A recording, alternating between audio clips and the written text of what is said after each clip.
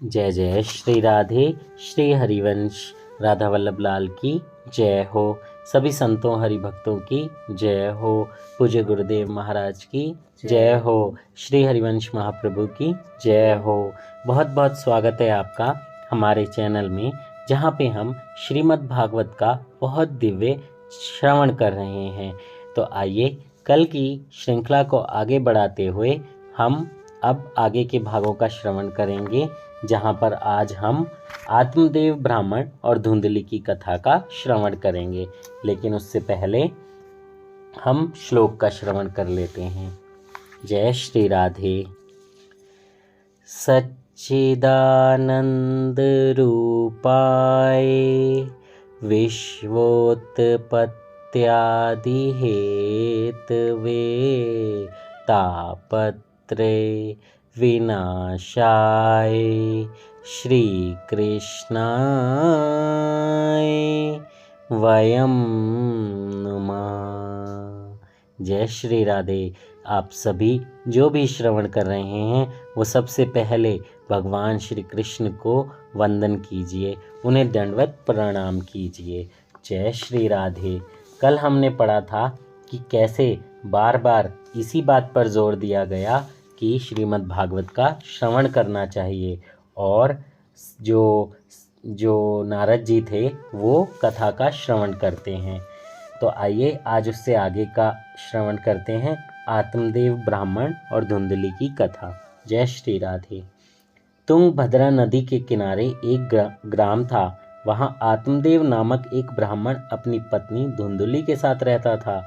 आत्मदेव पवित्र था, परंतु धुंधली स्वभाव से क्रूर, झगड़ने वाली और दूसरों की नुक्ताचीनी करने वाली थी। आत्मदेव निसंतान थे। संतान के अभाव से आत्मदेव दुखी थे। आज सारा जगत इसी वजह से ही दुखी है। संतान के लिए आत्मदेव ने बहुत प्रयत्न किए, परंतु कोई सफलता नहीं मिली। अतः उसने आत्महत्या करने का निश्चय किया। आत्मदेव ने वन की ओर प्रयाण किया। घूमते फिरते रास्ते में नदी का किनारा आया। वहाँ उसे एक महात्मा मिले। आत्मदेव उस महात्मा के पास गया और रोने लगा। महात्मा ने उनके दुख का कारण पूछा तो आत्मदेव जी ने कहा, मेरे पास खाने पीने के लिए बहुत कुछ है, परंतु मेरे पास खाने वाला कोई नहीं है। अतः मैं दुखी हूँ, इसलिए मरने की इच्छा से आत्महत्या करने के लिए यहाँ आया हूँ। महात्मा ने कहा, तुम्हें कोई संतान नहीं है, यह तो परमात्मा की बहुत कृपा है। पुत्र परिवार ना हो तो समझ लो कि श्री ठाकुर जी ने तुम्हारे हाथों से ही सब कुछ कराने को तुम्हारे भाग्य में लिखा है, और इसलिए कोई संतान तुम्हें नहीं दी है। पुत्र तो दुख रूप है। ईश्वर जैसी भी स्थिति में तुम्हें रखे, वैसी ही स्थिति में संतोष मानकर ईश्वर का स्मरण करना चाहिए। तुकाराम जी कहते हैं ईश्वर जैसी स्थिति में रखे उसी में आनंद मनाना चाहिए। एक बार एकनाथ जी महाराज विठलनाथ जी के दर्शन करने मंदिर में गए। एकनाथ जी को सुयोग्य पत्नी मिली थी, इसलिए वे श्री भागवत का उपकार मानते थे। वे कहते थे, मुझे स्त्री का संग नहीं सत्संग दिया है। थोड़ी देर बाद उस मंदिर में भक्त तुकाराम जी दर्शन करने आए। तुकाराम की पत्नी कर्कशा थी। कर्कशा पत्नी के लिए भी तुकाराम जी भगवान का उपकार मानते थे। वे कहते थे, हे भगवान, यदि तुमने अच्छी और सुंदर पत्नी दी होती तो मैं सारा दिन उसी के पीछे लगा रहता और तुमको भूल जाता। अतः मेरा तो कर्कशा पत्नी से मिलन पर भी भला ही हुआ है। एकनाथ जी को अनुकूला पत्नी मिली तो उसी में आनंद है, और तुकाराम जी को प्रतिकूला पत्नी मिली तो उन्हें उसमें भी आनंद है। दोनों को अपनी अपनी परिस्थिति से संतोष है और भगवान का उपकार मानते हैं। अपनी पत्नी की मृत्यु हुई तो नरसिंह मेहता जी ने आनंद ही माना और कहा, भलम थोयम भांगी जंजाल सुखे भजिंशुम श्री गोपाल। जय हो। अर्थात अच्छा हुआ कि कुटुंब का झंझट छूट गया। अब तो मैं बड़े सुख से निश्चित मन से श्री गोपाल का भजन कर सकूंगा। एक संत की पत्नी अनुकूला थी। दूसरे की प्रतिकूला और तीसरे की संसार छोड़ के चली गई, फिर भी ये तीनों महात्मा अपनी अपनी परिस्थिति में संतुष्ट हैं। जय श्री राधे। इसी लाइन के ऊपर हमारा अगला प्रसंग है, प्रत्येक स्थिति में संतोष ही सच्ची वैष्णवता। जय हो। सच्चा वैष्णव वही है जो किसी भी परिस्थिति में परमात्मा की कृपा का ही अनुभव करता है, मन को शांत और संतुष्ट रखता है। मन को शांत रखना भी बड़ा पुण्य है। माता और पिता को अपने पुत्र के लिए बहुत चिंता रहती है, परंतु पुत्रेषणा के साथ साथ अनेक वासनाएं भी आती हैं और पुत्रेषणा के पीछे वित्तेषणा और वित्तेषणा के पीछे लोकेषणा जागती है। आत्मदेव ने उस महात्मा से कहा कि मुझे पुत्र दो, क्योंकि पुत्र ही पिता को सद्गति देता है। वे महात्मा आत्मदेव को समझाते हैं कि श्रुति भगवती एक स्थान पर कहती हैं कि पुत्र से मुक्ति नहीं मिलती, वंश के रक्षण के लिए सत्कर्म करो। यदि पुत्र ही सद्गति देता होता तो संसार में प्राय सभी के पुत्र होते, अतः उन सभी को सद्गति मिलनी चाहिए। पिता को ऐसी आशा कभी नहीं रखनी चाहिए कि मेरा पुत्र श्राद्ध करेगा तो मेरी सद्गति हो जाएगी।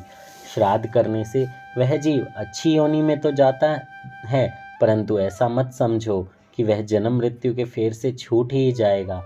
श्राद्ध और पिंडदान मुक्ति नहीं दिला सकते।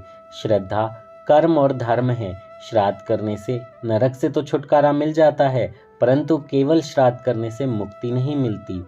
श्राद्ध करने की मनाही नहीं करते हैं। श्राद्ध करने से पितृगण प्रसन्न होते हैं और आशीर्वाद देते हैं। पिंडदान का सही अर्थ कोई समझता नहीं है। इस शरीर को पिंड कहते हैं। इसे परमात्मा को अर्पण करना ही सबसे बड़ा पिंडदान है। यही निश्चय है कि मुझे अपना जीवन ईश्वर को अर्पण करना है। इस प्रकार जीवन जो ईश्वर को अर्पण करे उसी का जीवन सार्थक है और उसी का पिंडदान सच्चा है। यदि केवल आटे के पिंडदान से मुक्ति मिल जाती तो ऋषि मुनि ध्यान, योग, तप आदि साधनाओं का निर्देश करते ही क्यों। जीवन मृत्यु के त्रास से छुड़ाता है और केवल सत्कर्म, और वह सत्कर्म भी अपना ही किया हुआ। स्वयं ही अपनी आत्मा का उद्धार करना है। जीव स्वयं ही अपना उद्धार कर सकता है। जय हो, जय हो। कितनी प्यारी बातें बताई गई हैं, क्योंकि अगर आपको भगवान के धाम जाना है, निकुंज जाना है, तो आपको खुद से भगवान की सेवा करनी होगी। हमारी युगल जोड़ी सरकार की सेवा करनी होगी। राधा रानी के चरणों में अपनी आस लगानी होगी और राधा राधा नाम जप की माला दिन भर 24 घंटे आप करेंगे। आपके मन में हर काम करते हुए राधा राधा राधा राधा राधा राधा ऐसा ही चलता रहेगा, तो आपके शरीर का भी पिंडदान हो जाएगा और आपकी आत्मा सीधा निकुंज वास करेगी। जय हो। हमारे गुरुदेव बहुत बार ये बातें बोलते हैं। अगर आपने नहीं सुना तो आप ज़रूर सुने यूट्यूब पर। और ऐसी बातों को श्रवण करने के बाद ही हमें समझ में आता है कि जीवन का सच्चा अर्थ क्या है। सिर्फ और सिर्फ कर्म करना नहीं। कर्म तो आपको करने ही हैं, लेकिन वो भगवान को समर्पित करने हैं और साथ साथ उनकी जो सेवा है वो आपको इस तरीके से करनी है कि आपकी हर सांस पे उनका ही नाम लिखा हो और आप हमेशा उनका ही नाम पुकारते रहें। कृष्ण कृष्ण, राधा राधा, राधा कृष्ण, हरे कृष्ण, कैसे भी पुकार लीजिए, लेकिन हर सांस में उनका ही नाम हो। जय श्री राधे। हमारा अगला टॉपिक है आत्मदान ही पिंडदान। बहुत ही प्यारा है, आप पूरा श्रवण कीजिएगा लास्ट तक। स्वयं अपने द्वारा ही अपनी आत्मा का संसार समुद्र से उद्धार करें और अपनी आत्मा को अधोगति की ओर ना ले जाएं। जीव का उद्धार वह स्वयं नहीं करेगा तो कौन करेगा। मनुष्य का अपने सिवा कौन हितकारी हो सकता है। यदि वह स्वयं अपना श्रेय न करेगा तो पुत्रादि क्या करेंगे। ईश्वर के लिए जो जीता है उसे अवश्य मुक्ति मिलती है। श्रुति भगवती तो कहती हैं, जब तक ईश्वर का अपरोक्ष अनुभव ना हो, ज्ञान ना हो, तब तक मुक्ति मिलती ही नहीं है। मृत्यु के पहले जो भगवान का अनुभव करते हैं उन्हें मुक्ति मिलती है। परमात्मा के अपरोक्ष साक्षात्कार के बिना मुक्ति नहीं मिलती। उसे जानकर ही मनुष्य मृत्यु का उल्लंघन कर जाता है। परम पद की प्राप्ति के लिए इसके सिवा कोई अन्य मार्ग नहीं है। श्री भगवान को जाने बिना दूसरा कोई उपाय नहीं है, अन्यथा केवल श्राद्ध से किसी को मुक्ति नहीं मिली है और ना ही मिलेगी। आप पिंड का दान करेंगे अर्थात अपने शरीर को श्री परमात्मा को अर्पण करेंगे तो आपका कल्याण होगा। अपना पिंडदान स्वयं अपने हाथों से ही करो, वही उत्तम है। जो पिंड में है वही ब्रह्मांड में है। निश्चय करो कि शरीर रूपी पिंड को श्री परमात्मा को अर्पण करना है। तुम अपना पिंडदान स्वयं क्यों नहीं करते हो? घर में जो कुछ है वह सब काम में लगा दो और नारायण नारायण करो। जय हो। आत्मदेव को महात्मा की बात नहीं जची। उसने कहा, पुत्र सुख से आप सन्यासी लोग अपरिचित हैं, अतः आप ऐसा कहते हैं। माता पिता की गोद को बालक चाहे जिस तरह गंदी करे फिर भी वे प्रसन्न होते हैं। असुख में सुख का अनुभव करना ही संसारियों का नियम है।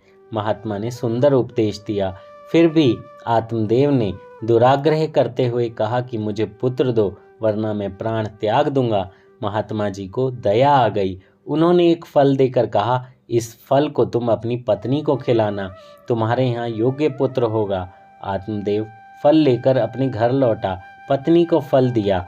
धुंधली फल खाने के बजाय अनेक तर्क कुतर्क करने लगी। वह सोचती है कि फल खाने पर मैं गर्भवती हो जाऊंगी, परिणामतः दुखी होंगी। बालक के लालन पालन करने में बड़ा दुख है। उसने अपनी छोटी बहन से यह बात कही। उसने युक्ति बताई कि मुझे बालक होने ही वाला है, उसे मैं तुझे दे दूंगी, तू बस गर्भवती होने का नाटक कर। धुंधली को पुत्र की इच्छा तो है किंतु बिना कोई दुख झेले, यह मनुष्य का स्वभाव है।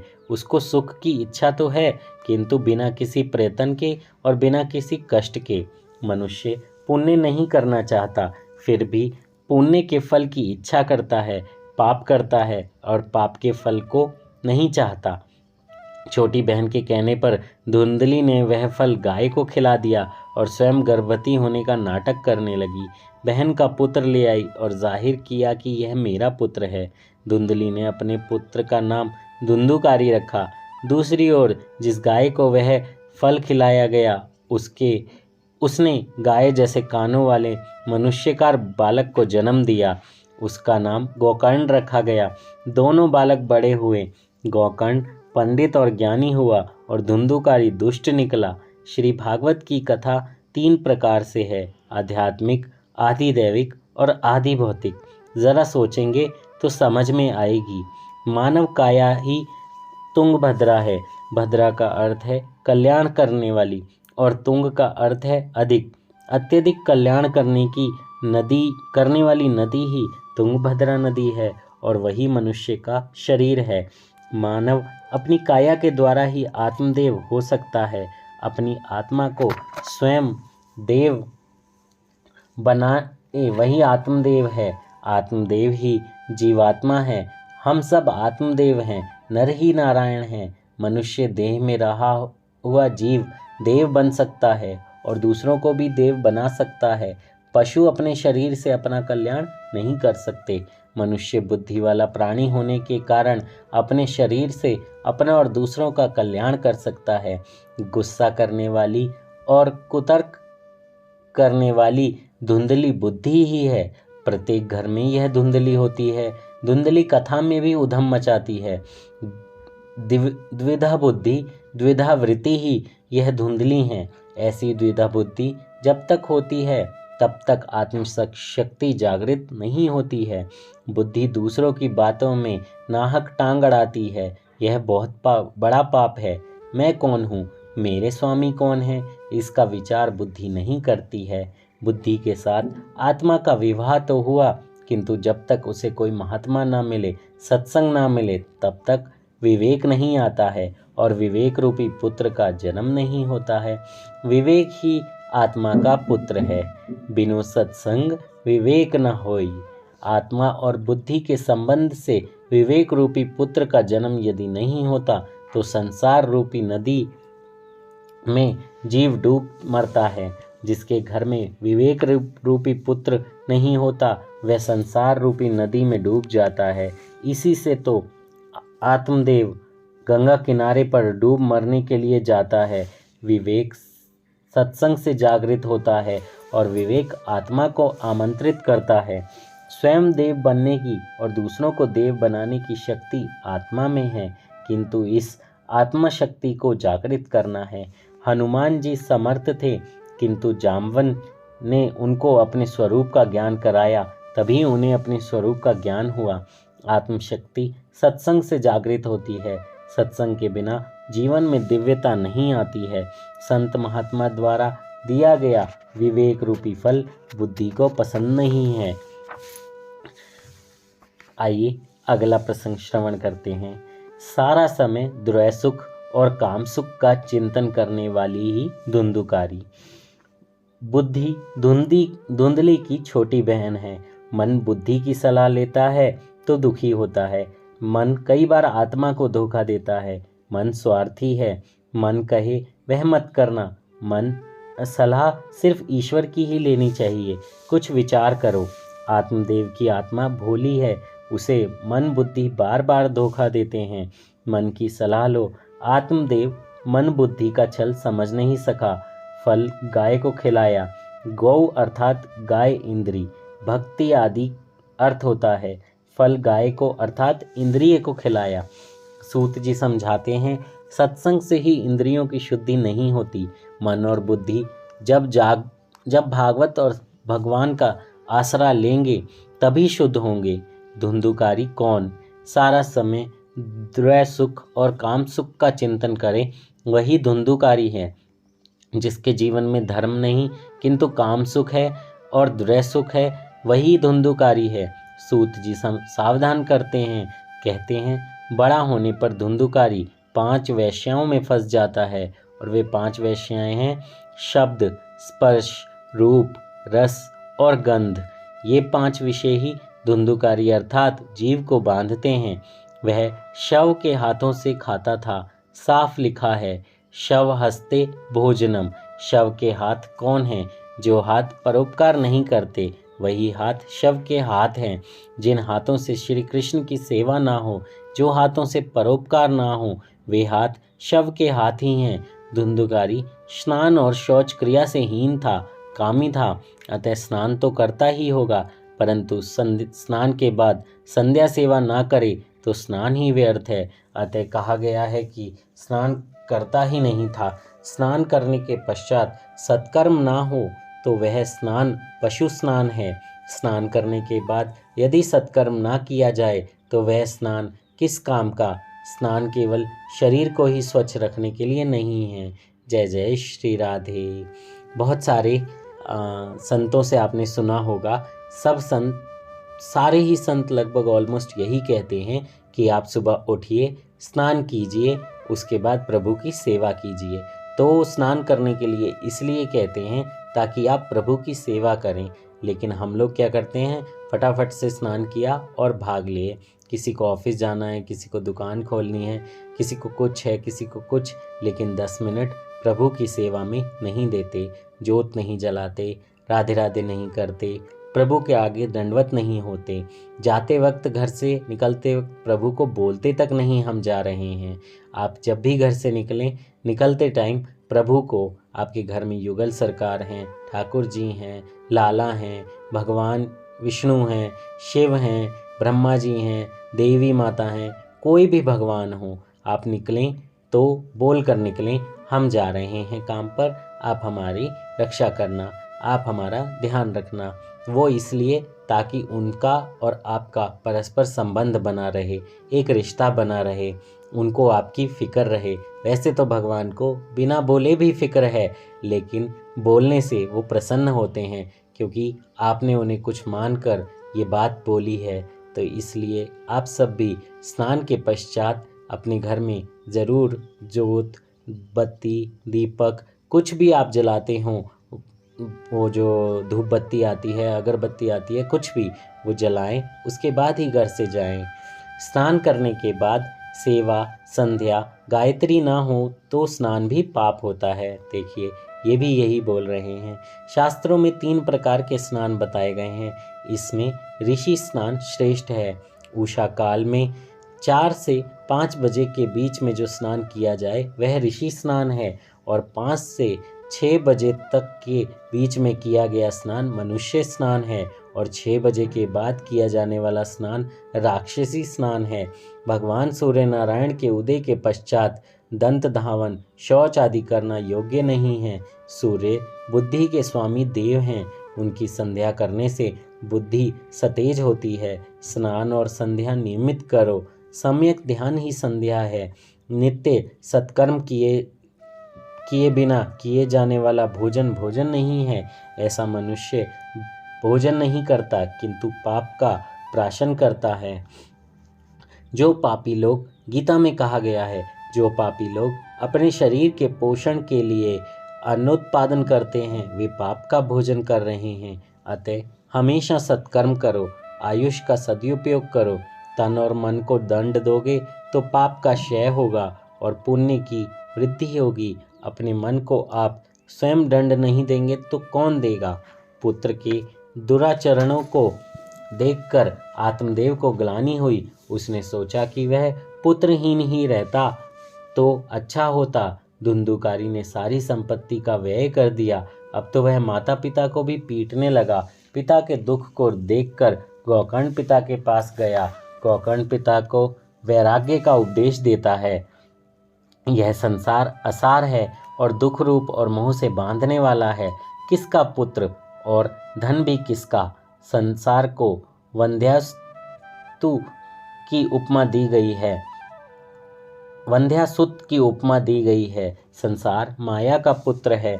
जब माया मिथ्या है तो संसार वास्तविक कैसे हो सकता है। गोकर्ण आत्मदेव से कहता है कि तुम अब घर बार छोड़कर वनगमन करो, घर के मोह का त्याग करो, सब कुछ समय बूझकर स्वयं छोड़ दो, नहीं तो काल बलात् छुड़ाएगा। यह देह हाड़, मांस और रुधिर का पिंड है, इसे अपना मानना छोड़ दीजिए। स्त्री पुत्र आदि की ममता छोड़ दीजिए। यह संसार क्षणभंगुर है, इसमें से किसी भी वस्तु को स्थायी समझकर उससे राग और मोह ना करो। केवल वैराग्य के रसिक बनो और भगवान की भक्ति में डूब जाओ। संसार मोह के त्याग के बिना भक्ति नहीं होती।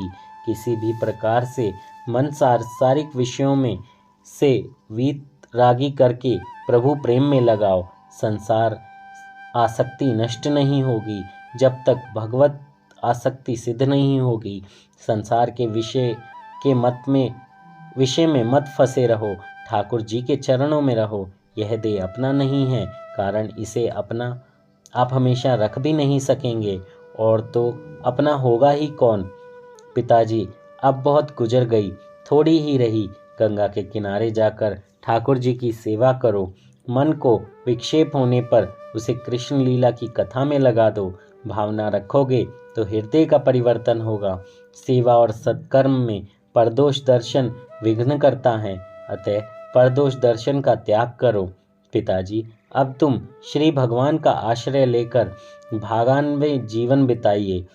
जीवन जीने के लिए ध्यान, जप और पाठ अति आवश्यक है। ये बात गोकर्ण जो हैं वो आत्मदेव को बोल रहे थे। जय श्री राधे। श्री हरिवंश इससे आगे का हम कल श्रवण करेंगे। बोलिए श्रीमद् भागवत की जय हो। भगवान श्री कृष्ण की जय हो। जय जय श्री राधे। श्री हरिवंश। जल्दी से चैनल को सब्सक्राइब कर दीजिए, शेयर कर दीजिए, बेल आइकन भी दबा दीजिए, और जितना ज़्यादा से ज़्यादा हो सके भागवत की कथा को आप अपने फ्रेंड्स, फैमिली सभी के साथ शेयर कीजिए। जय श्री राधे। दंडवत प्रणाम मेरा सभी संतों हरिभक्तों के चरणों में। कथा कहने में मुझसे कोई त्रुटि हुई हो तो क्षमा कीजिएगा। जय श्री राधे।